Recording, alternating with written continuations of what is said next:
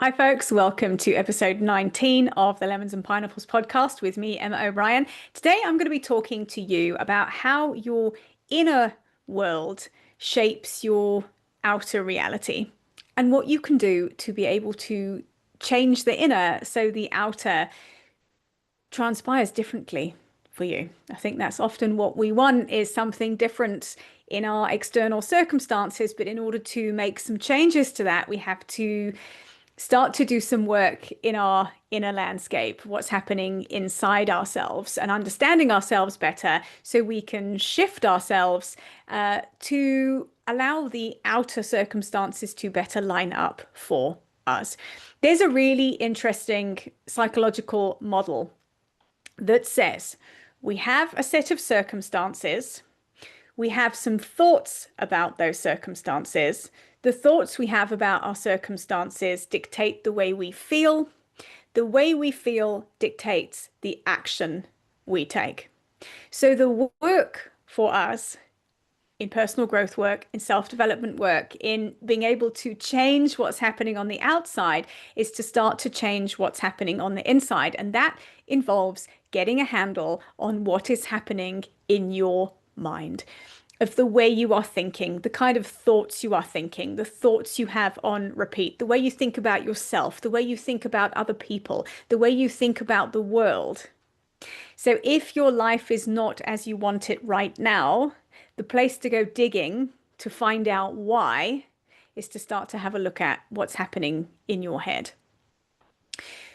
Lots of people who talk about mindset work. It's really important. Mindset work is a big part of what I do. Let's break down a little bit what mindset work is.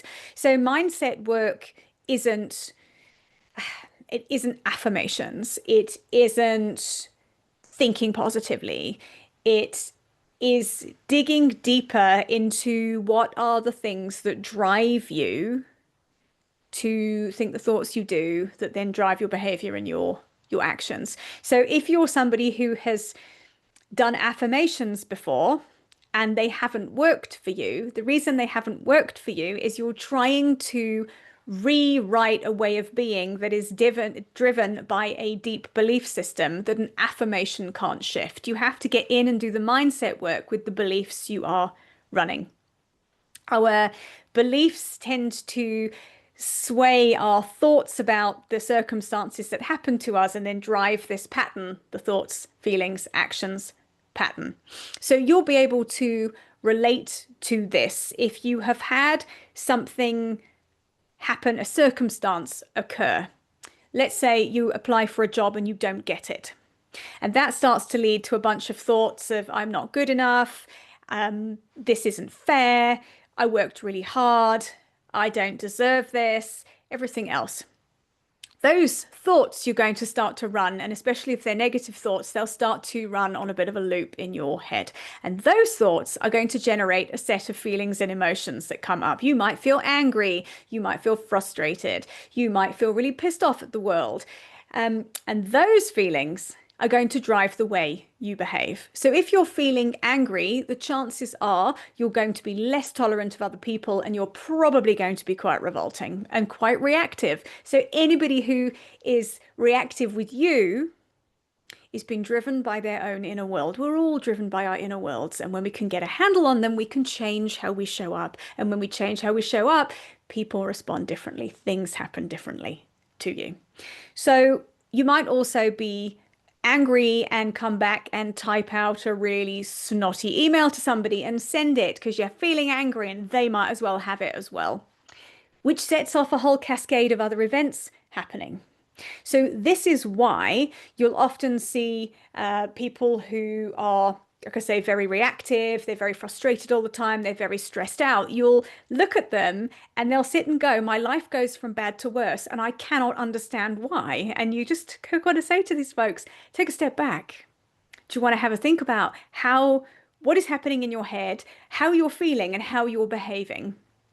When we show up in the world and we're angry and we're frustrated and we're short with people and we're rude and we're nasty and we're intolerant, you tend to set other people off. And it's just a kind of to and fro of negative, unhelpful energy circumstances, and it feeds the circumstances of shitty circumstances coming back again that you have to deal with. When we're not in control of our emotions and our behavior, we are at the mercy of those things. You see, I think the perfect example is a little extreme, but why not? The perfect example is when people have road rage and get out of a car and stab somebody else because they've completely lost control of themselves in the moment. And in that moment, in being driven by a set of thoughts and a feeling and a behavior, they end up in jail for the rest of their lives. If you aren't in control of it, it controls you. So the way to really start to shift that is to start to do some observing and start to look at yourself and your thoughts, the way you feel, the way you behave, the action you're taking objectively. Because when you can do that and be the observer of yourself, objective observer, and sometimes we need to be a compassionate observer, you can start to have a look at, oh, I'm actually playing a really big role in the fact that my life is not panning out the way I want it to. I talked in the previous episode about self-sabotage, and that is one of the behaviors we will run and one of the actions we will take or not take when we are feeling a certain way. We're not feeling good enough. We don't feel like we deserve something because we've been driven by a bunch of thoughts. And when you can shift the thoughts, you can shift the feeling and you can shift the action that you take. And this is a huge part of the work I do with clients. So one way you can start to observe yourself, if this work is very new to you, it might sound a little bit obscure, like, well, how do I watch myself? Is just pay attention to your thoughts right now as you're listening to this podcast. What were you thinking about 30 seconds ago? What are you thinking about right now? What set of thoughts are going through your head? It might be a judgment about how I'm talking, what I'm talking about, or you might be thinking, this is really interesting.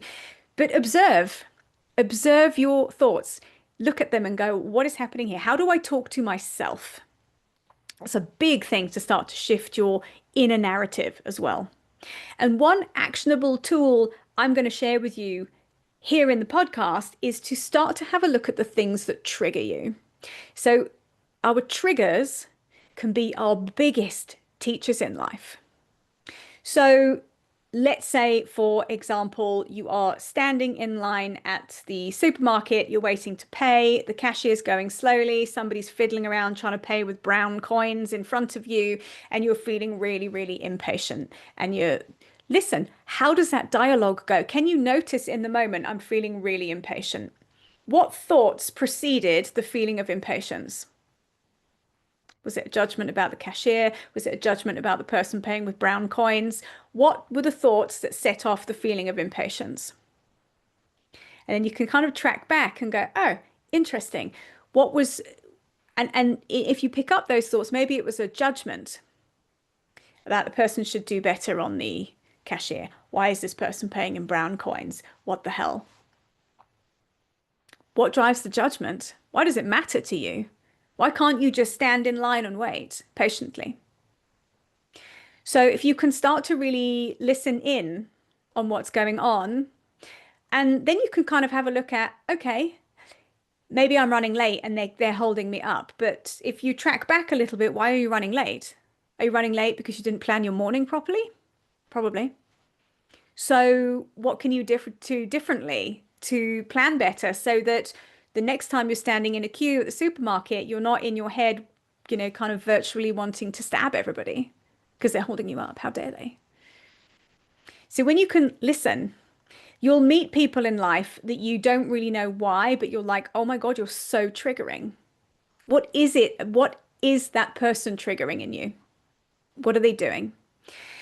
I was having a conversation with somebody recently who is very frustrated that she's not further along in life. And seeing other people buying things that she would like to be able to buy but can't is very triggering. So where's the work in there?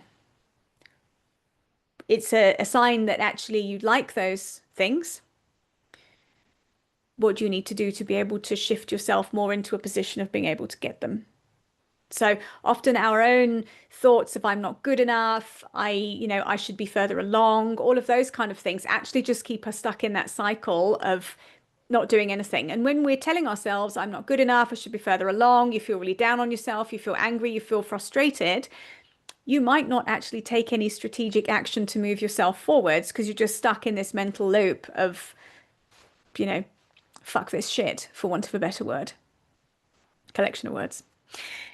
So start to have a look at and observe, when is my nervous system activated by somebody? When do I feel stressed? When do I feel angry? When do I feel annoyed? And what was I thinking before that happened?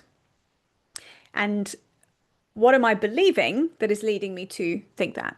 Because when you start to do the deeper work on what beliefs are driving being triggered by somebody having something that you feel you can't have, I don't deserve that, I'm never going to have it, I'm never going to be good enough. If you can start to do the work there, you can start to shift the thoughts that are happening. You can start to get yourself into a more optimistic frame of mind. When we feel better, when we're experiencing emotions and feelings such as compassion and excitement and hope and gratitude, we are far more likely to be able to get into some sort of useful action that moves things forwards. Negative emotions can be very, very powerful, but they can be quite powerful in keeping you stuck or keeping you doing the wrong things, lashing out at other people, as I've said, being reactive. But if you can shift those into a more positive state, and that involves self-regulation, it involves belief work, you can then actually feel better and actually do something that's way more useful than scrolling through Instagram and looking at, comparing yourself to other people. All of those things we love to do. It's really interesting when we talk about self-sabotage, it tends to become a cycle that we get sucked in by. You'll start with a kind of, ugh, I'm not good enough. Let me just reinforce that belief of not being good enough by having a look at how much more other people have, how much other people's businesses are doing better. And it does no good. It just keeps you stuck. So it's about breaking the cycle. And that starts with observing yourself. So if you're curious about how one might go about doing this, let me know. You can book yourself a free strategy call in the show notes. My little arsenal of growth work that I teach people is Heart Math, which is a system of emotional and nervous system regulation tools. Often we are thrown off by big feelings like anger and frustration because they feel overwhelming. They completely hijack your mind, and it's difficult to kind of get a handle on them. And then we're afraid we're going to get angry because it's too much. We can't deal with it. So Heart Math is a really amazing set of tools that helps you regulate your emotions, regulate your nervous system so that when you do feel angry next time, you can shift out of it quicker. It's not about getting rid of feelings. We don't want to get rid of them. They're great messengers for work that we need to do or directions we need to go in, but it's about being able to manage them so they don't manage you. That's the problem.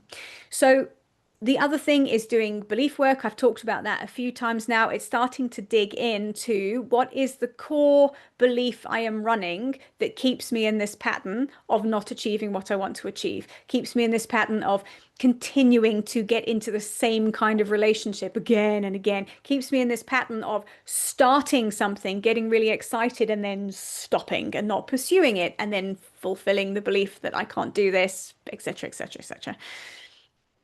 And when you can really put the two of those together, you are empowered to be able to have some control over what's happening internally, and then you can have some choices as to how you show up.